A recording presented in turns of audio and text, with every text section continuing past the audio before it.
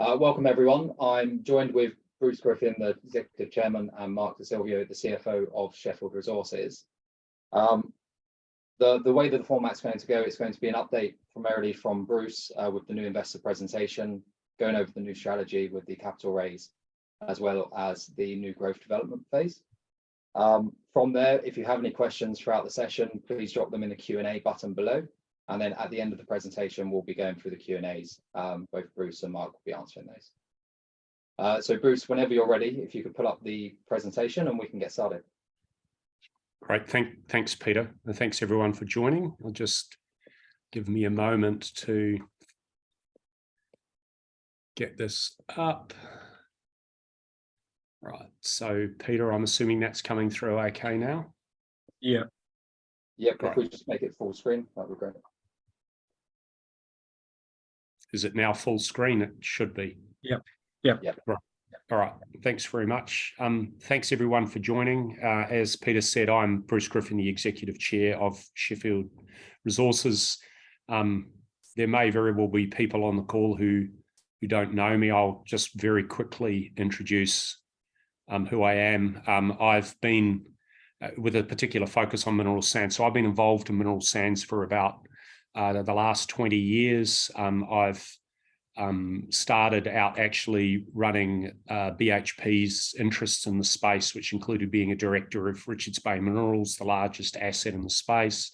I subsequently ran a company called World Titanium Resources, which owned the Tulia project in Madagascar that Base Resources currently own. I ran TZ Minerals International, or TZMI, which is one of, if not the leading consultancy to mineral sands and the downstream markets. I subsequently worked for what is now known as LB Group, then Lomond Billions, which is the one of the largest pigment producers in the world, the largest pigment producer in China, and actually led their efforts to look particularly for upstream resource vertical integration.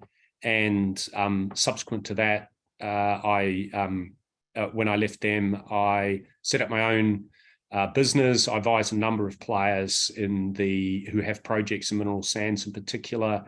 One of my first clients was Sheffield, and over time, I became progressively more involved in the company before ultimately becoming exec chair in April of 2021.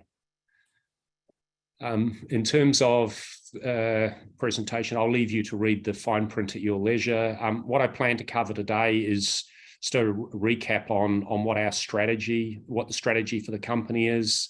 I'm going to provide a bit of an update and a recap on our core Thunderbird, core asset, which is the Thunderbird project and its very strong attributes. Talk a little bit about the project in Brazil that we optioned. And then the equity raise, obviously focused on, as much as anything else, on the two tranches being a placement which is completed and a rights issue which will launch later this week, and the intended use of the funds from that. And then, as Peter said, happy to take questions once I've been through that. In terms of strategy, the strategy of Sheffield Resources is to assemble a portfolio of really late-stage development and production assets, with a focus on generating cash returns for shareholders and then ensuring that we have growth in those cash flows as well. So the way we think about that from an asset perspective, our core asset is our 50% interest in the Thunderbird mineral sands project. I'll talk a little bit more about that, but to give a flavour of what that is, that project is over 75% complete. It is fully funded. We're on target for customer deliveries in Q1 of next year, and we are expecting to deliver that project within our funding envelope. So effectively, that's a fully funded project, and it's not the purpose of the equity raise for any that are wondering. And that asset, the stage one, which is just the first stage that we're building at the moment, our share of value is about 420 million Australian dollars. When we think about growth, within the Thunderbird project is held in a joint venture called Kimberley Mineral Sands.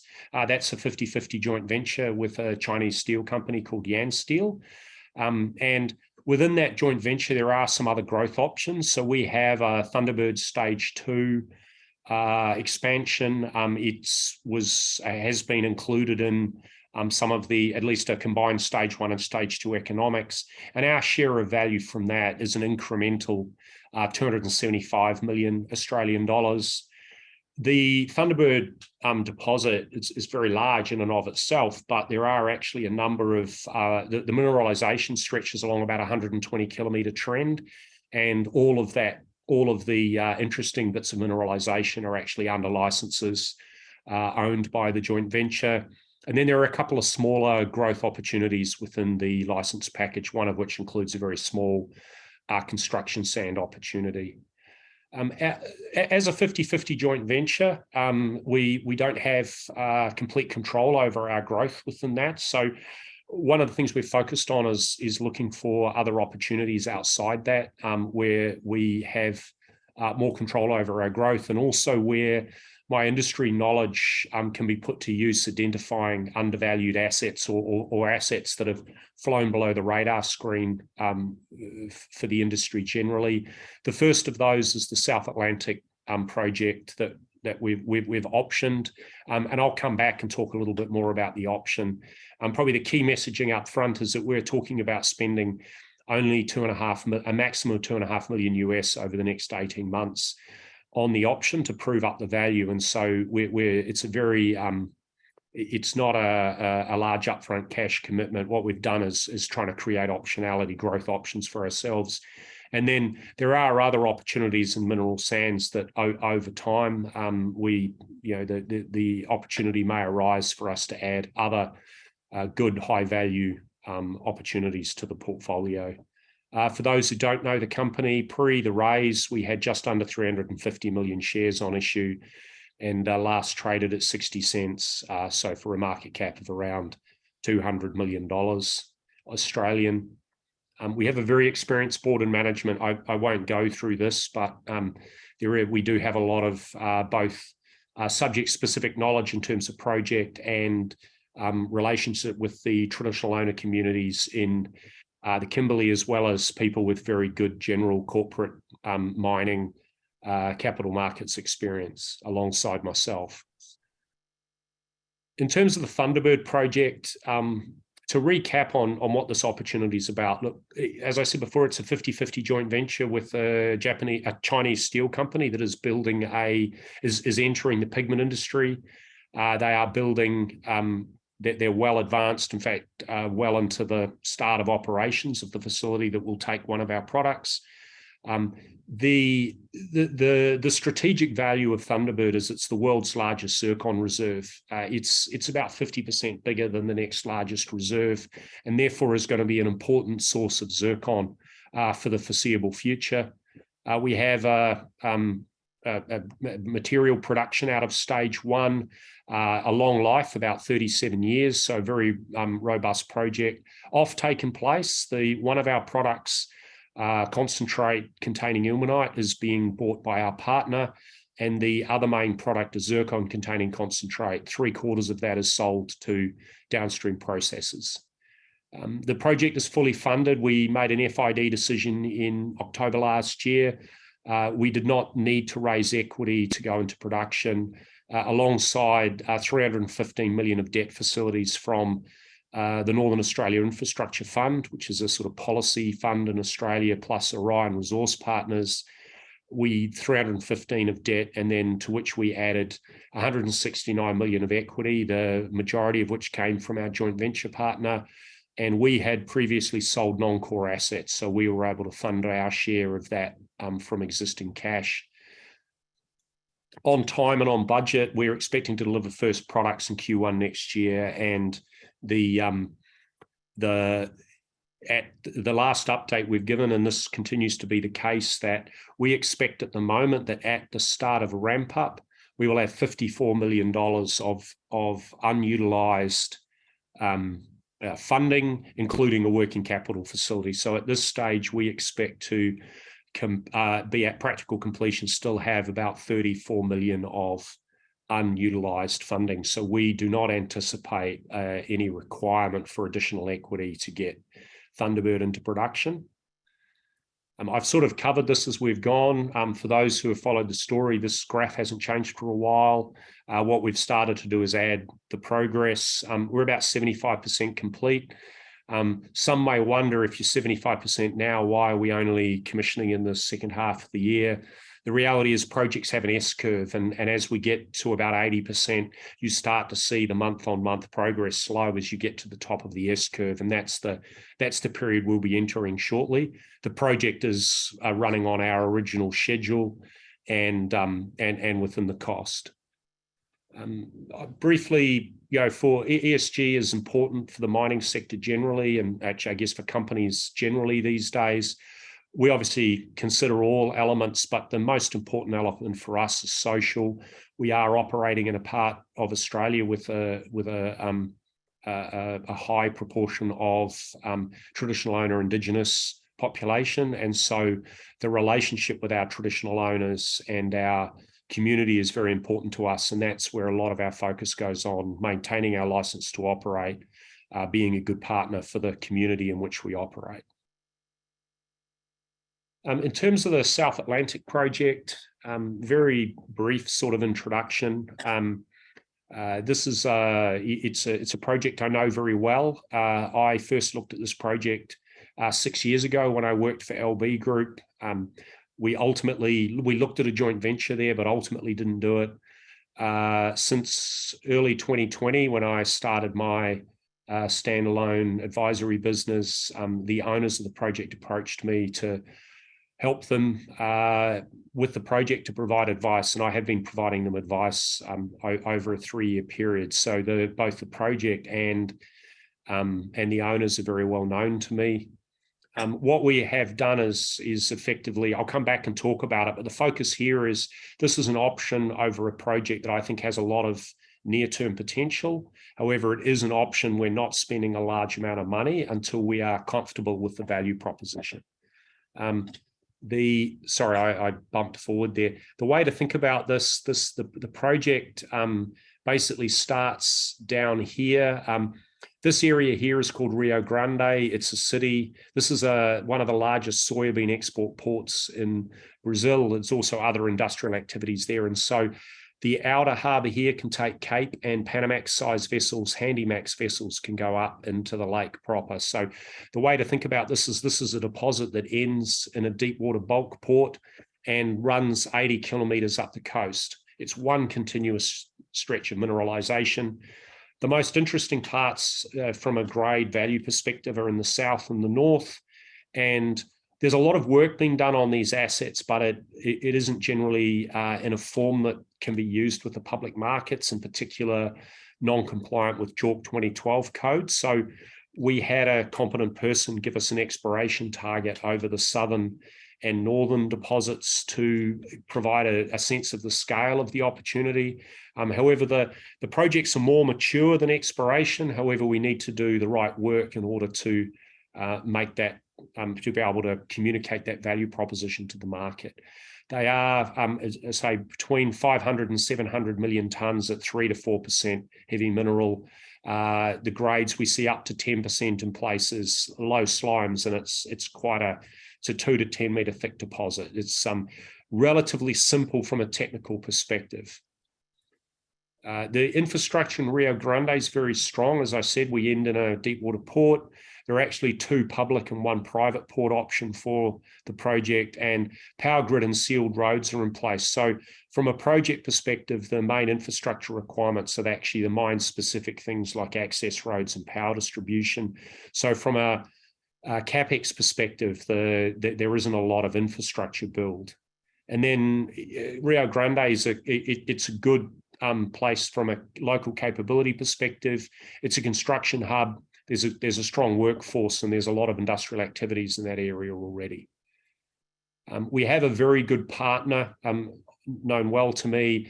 The project is in a company called Rio Grande Mineração, which is what we have the option to acquire an interest in. It's controlled by one family company called MSP, and the remaining 25% is held by another private family in Brazil.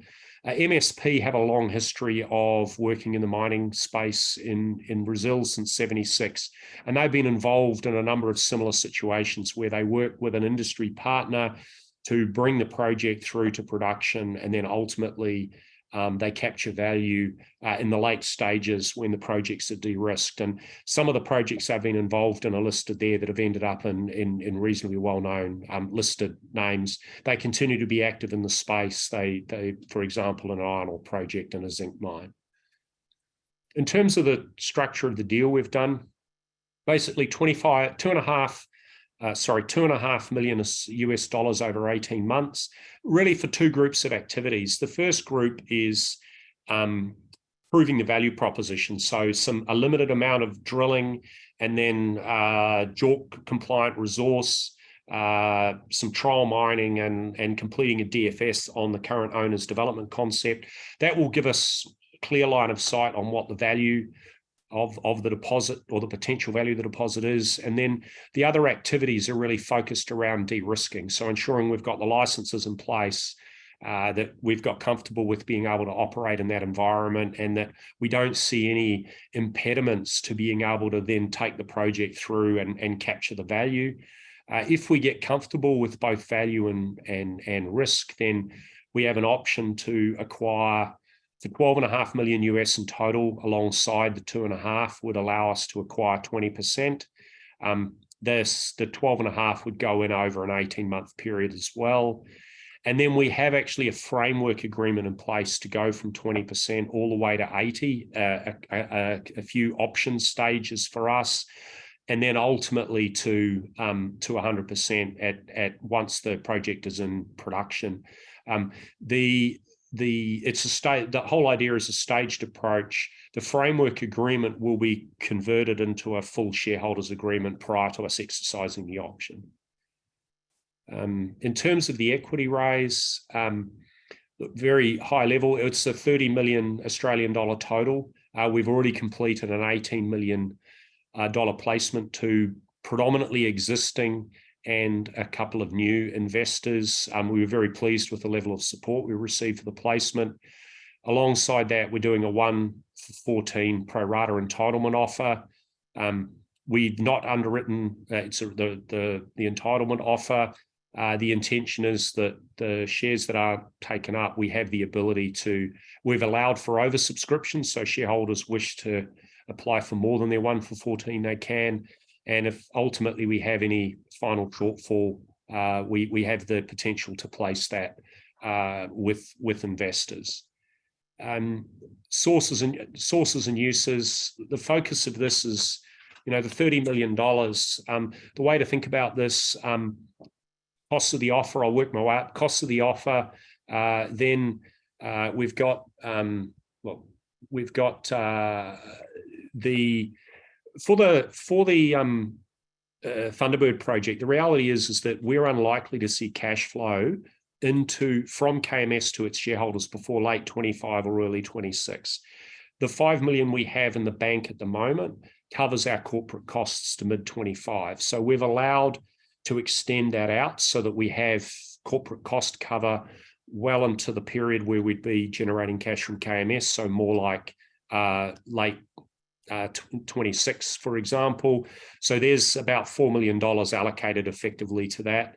The option agreement on South Atlantic, 2.5 million Aussie plus some costs of management, takes us to about 3.5 million Australian equivalent. And then the balance is 21.5 is really for growth and business development. The majority of that is actually pre-funding the 12.5 million option. If we choose to exercise it, it's likely also to occur in that period pre-cash generation by KMS, and therefore we didn't want to find ourselves in a situation where we really like it, but we can't exercise the option because we don't have the funds. Should we decide not to progress that, then we have a little bit of extra in there, and we would consider applying that to other opportunities. So effectively, the idea is we've funded all of the activities we expect both corporately. We don't expect any requirement for equity for the Thunderbird project, and to fund our interest in South Atlantic, so that we do not expect to require another equity raise in the company prior to going into, until after we wouldn't expect one afterwards, but this is the equity raise that we will do prior to KMS going to production and generating cash for us. And I think I'll leave it there, and happy to take questions, Peter. Brilliant. Thank you, Bruce. So we just had one question come in from the Q&A section. So for the South Atlantic project, what is the spend required to get to 80% control and then eventually to 100%? I think you did cover part of that already, but maybe you could just remind us of that. We haven't defined that in dollar terms because we don't know today. I mean, we'd have to do the studies. Effectively, we would be providing, what we would be doing is funding the equity to get to production to earn 80%. My expectation is this project is probably, it's going to be in the sort of low hundreds of millions of dollars of total capex.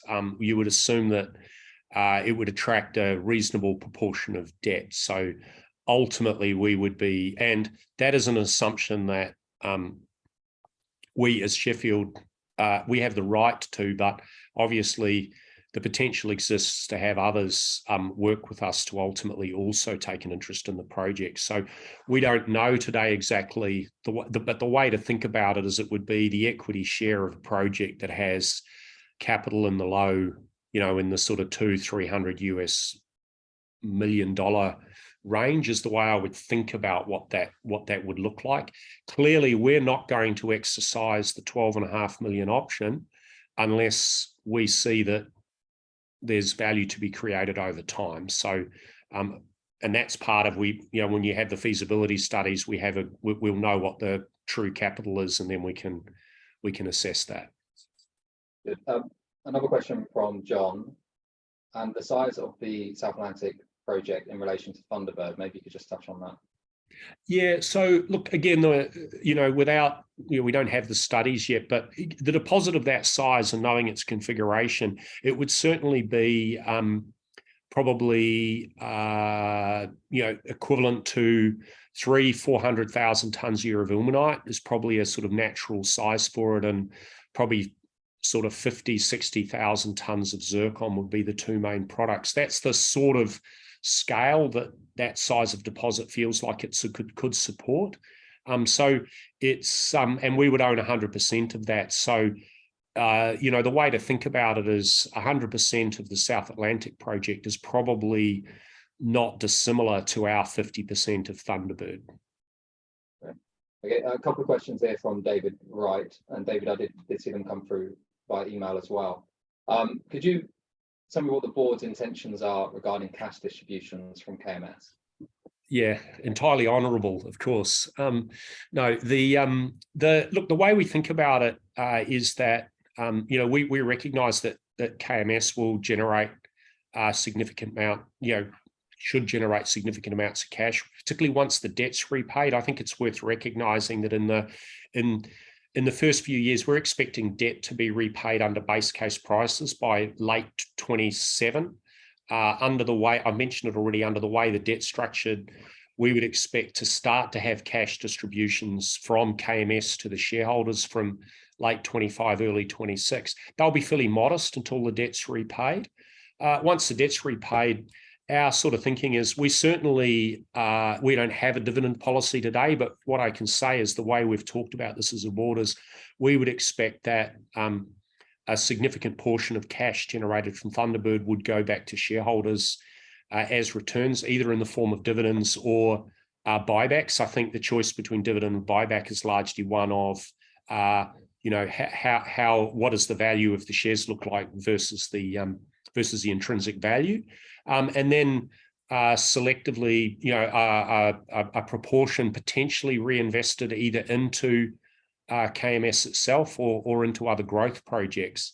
Certainly, there's no intention to take 100% of the cash flow from Thunderbird and to reinvest all of it. We recognise that it's perhaps a weakness in the mining sector generally is a reluctance to actually share the cash with shareholders whose money it ultimately is. So our view is that we would expect a decent proportion of the cash generated to be distributed to Sheffield shareholders in some form or another.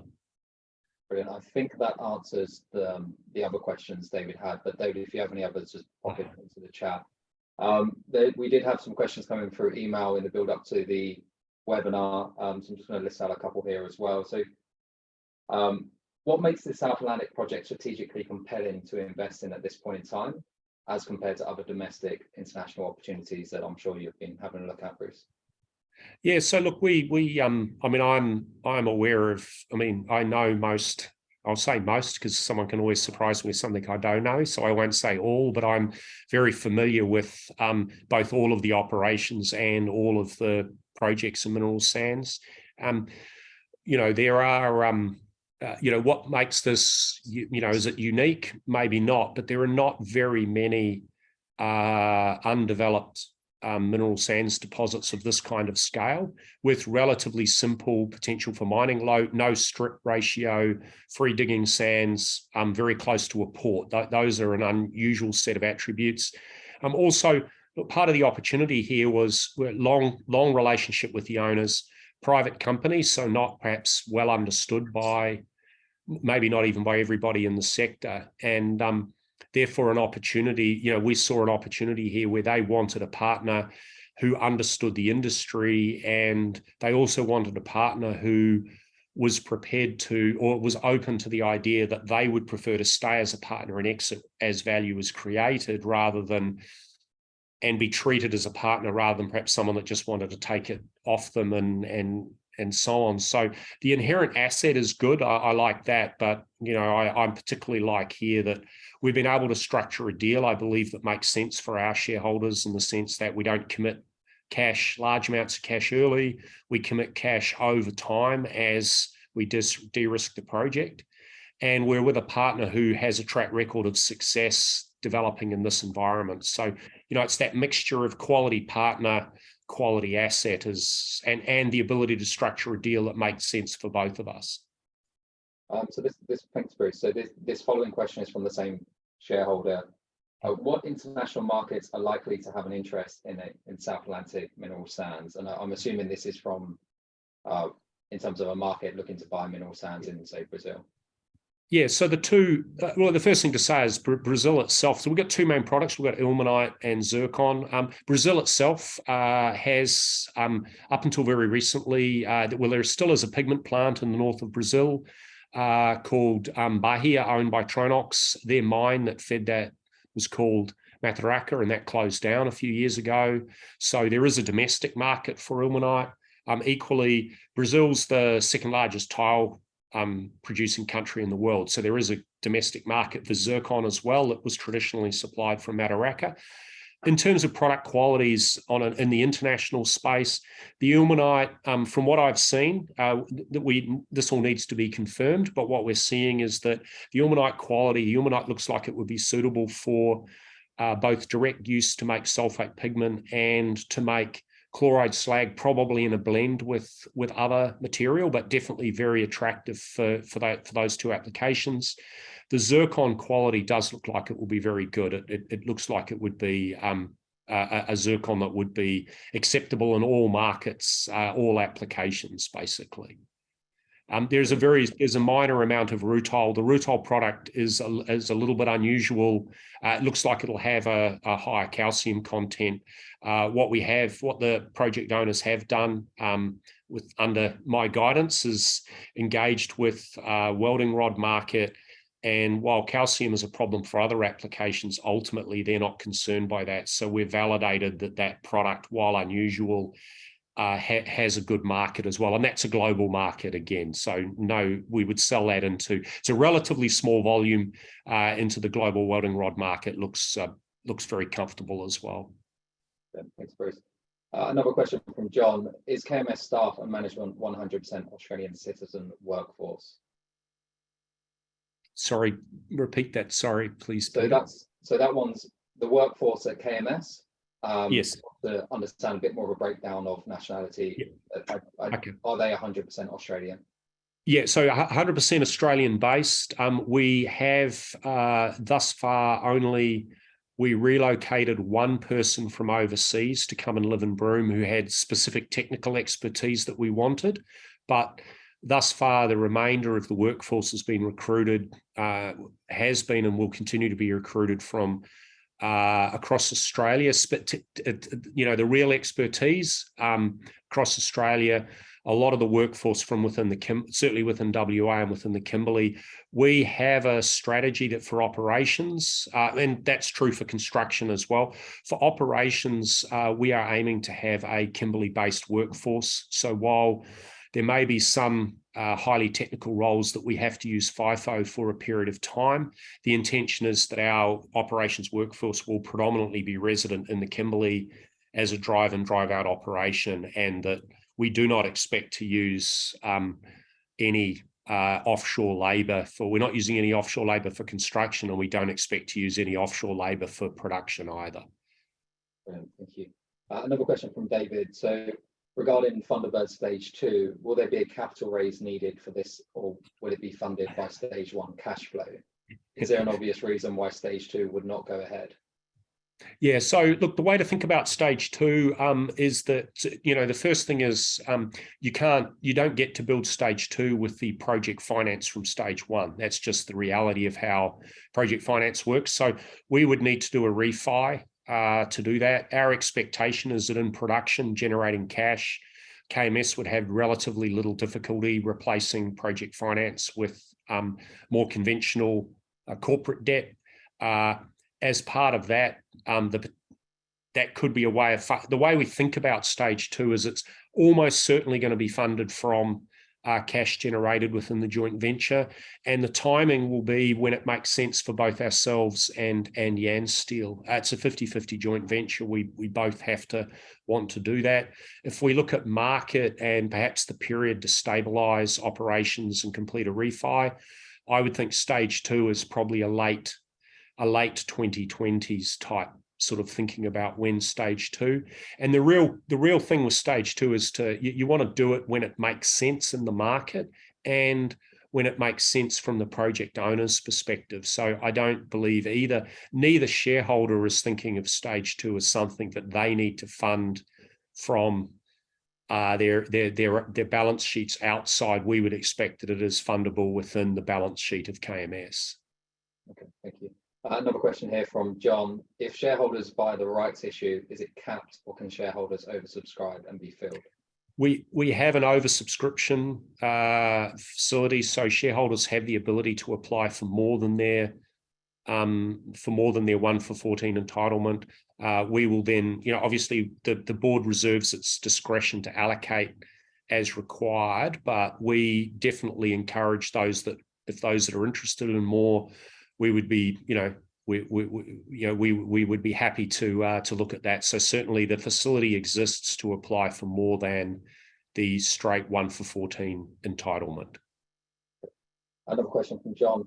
What proportion of KMS product is going to China? Is there opportunity to diversify? So today, 100% of our contracted material is going to China. So Yansteel, our partner, takes all of the ilmenite-containing concentrate. The 75% of the zircon concentrate product we've contracted is with 3 processors in China. KMS, because KMS does its own marketing, are looking at opportunities to sell the rest of the product outside of China as well. But ultimately, how we place that final product will be driven by market considerations. There are opportunities to sell outside, but I think the reality is that the overwhelming majority of concentrate processing facilities as it exists today are in China, and therefore it would be expected that at least in the short term, the majority of the concentrate products will go to China. Although we are looking at the opportunity to also place product outside. Okay. That's the end of the questions from the audience. I do have a couple from myself, Bruce. So just wondering if you might be able to run through the supply side of Zircon. And obviously, this is Thunderbird is the world's largest Zircon reserve globally. Maybe you can just run through the supply side fundamentals to begin with, just even with Iluka, Tronox, Rio Tinto, and really what we're looking at here. Yeah, so on the supply side, traditionally there's been three large producers that have represented the base supply for Zircon. That is Iluka, Tronox, and Rio Tinto from RBM predominantly. It's worth, if we cover those in no particular order, and I'll start with Tronox. Tronox is continuing to develop new mines, but their portfolio is getting nearer to the end of the life. So what you're seeing there is investment to more or less maintain their position in the market. Richards Bay Minerals, Rio has put the Zulti South project on hold. Without that project, the supply of Zircon from RBM will decline, particularly towards the end of the decade. Even with the project, they would be largely maintaining their current supply, and then it will still decline. And then in Iluka's case, a large proportion of their Zircon comes from Jacinth Ambrosia in the Eucla Basin. That is nearing the end of mine life. Iluka are very clear about that as well, that it, in the second half of this decade, that they will exhaust the resource at JA, and the other deposits there don't have. I mean, JA has an amazing assemblage, very high on Zircon, and the other deposits aren't they're good, but they're not that good. And I think Iluka's been very open about the investment economics of those. So we are seeing that the big three players are either working hard to maintain, or in one case likely to see declining supply over the coming years. And to put a flavour on it, an asset like Eucla would take 2 Thunderbird stage 1s to replace it numerically. So these are significant assets nearing the end of their life, and we are not seeing the large-scale projects to fill that. Thunderbird is one of the largest new sources of Zircon. Most projects are typically smaller than that. 50, 60,000 tonnes is a pretty decent contribution from a new project. So generally, the industry, it's interesting, if you go to the Zircon industry conference, a lot of the focus of customers is on where does the medium and long-term supply come from. So they're very much focused on that as well. So the supply side is very constructive for Zircon. And obviously, a part of Sheffield's thinking here, obviously Thunderbird, a very important new source of Zircon, and in the future, South Atlantic project would equally be another potential new source of Zircon, and that we could ultimately be, perhaps in the future, one of the leading producers of Zircon globally.